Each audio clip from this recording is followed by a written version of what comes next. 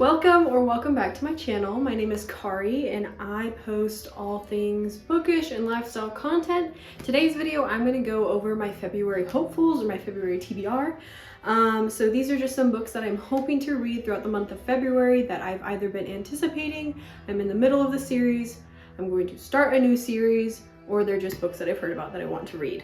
Most of these books on my TBR today are going to be fantasy just because that's primarily what I read. I sometimes will venture out of my comfort zone and read like self-help books, some nonfiction books, and some other variety of fiction books, but for the most part on my channel you will see mostly fantasy books just because that's what I enjoy reading. Hopefully if you are new to fantasy or if you're looking to get into fantasy, this gives you some ideas, or even if you already read fantasy, hopefully this TBR gives you some ideas of maybe some books you want to read in February. So yeah, let's get into it.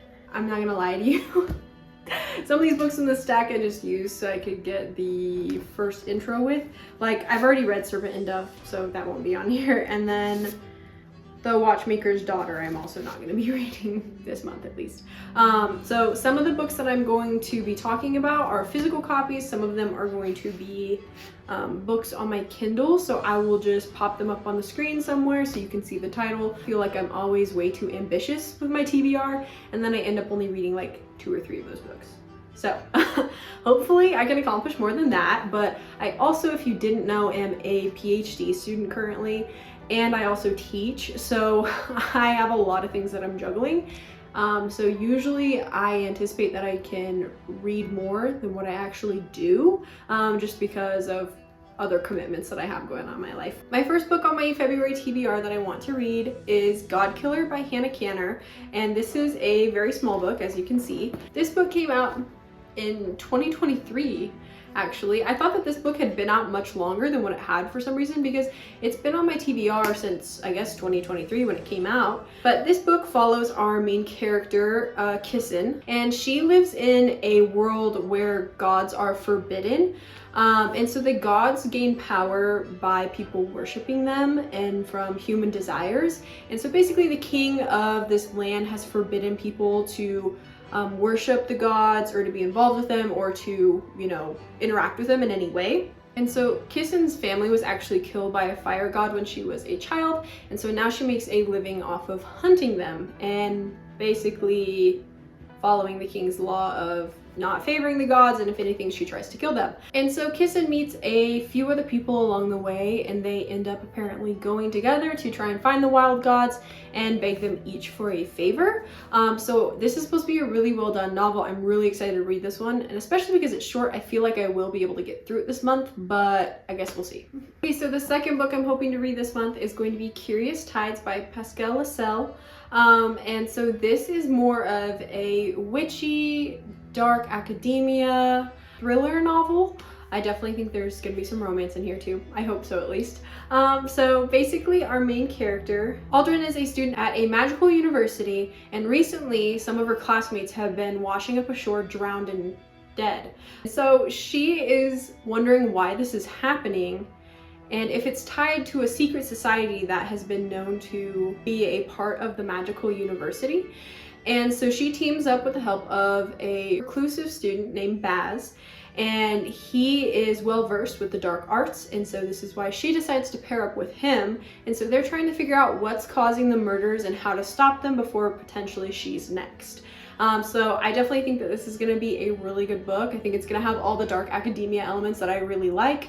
I really like magical and witch and wizard books, stuff like that, so I really think that this one's going to be exciting. It's a little bit longer, this one, but look at the sprayed edges on this. I think it's so pretty. Hoping I get through this one. I'm not sure if I'll pick it up though, so we'll see. I really want to read it though. If you have read this book, let me know what you thought of it. If you haven't, then maybe I'll let you know what I thought of it if I get to it this month. The third book I'm hoping to read this month is going to be The Phoenix King by Aparna Verna. This is a recent book that I picked up. I just bought it, I think like 2 weeks ago at Barnes & Noble, and I have not heard of this novel before, nor had seen anybody talking about it. It was just sitting on the shelf, and it was just kind of calling to me. I don't know, I just like saw it out of the corner of my eye, and I really liked the cover, which I know you're not supposed to judge a book by its cover, but this one I thought looked really cool, and so I picked it up. And as I read the back, I was really intrigued by it. And so this book is about Elena, and she is the heir to the throne in her country, but she doesn't wield her family's magic. And so basically she's willing to do whatever it takes to prove herself to her father, who is currently the king, that she has what it takes to rule the country. But she doesn't expect the arrival of Yesin Knight, who is a militia assassin, I guess, who now works for the king and is her personal bodyguard. So I definitely think this is more of a enemies to lovers book, but it is set in kind of like a Arabian setting almost, if that makes sense. Like if you've ever read the Jasad Air, I feel like the settings to these books are similar in the fact that, you know, it's like deserty and warm and like street markets at night and spices and magic and stuff like that, if that makes sense. So I'm really excited to read this one. And although nobody had recommended it to me, I'm so glad that I found it and I picked it up because I think it's gonna be a really good book. And then finally, for my last physical copy, I want to read this book. This is Malice by John Gwynne. This is a epic high fantasy novel.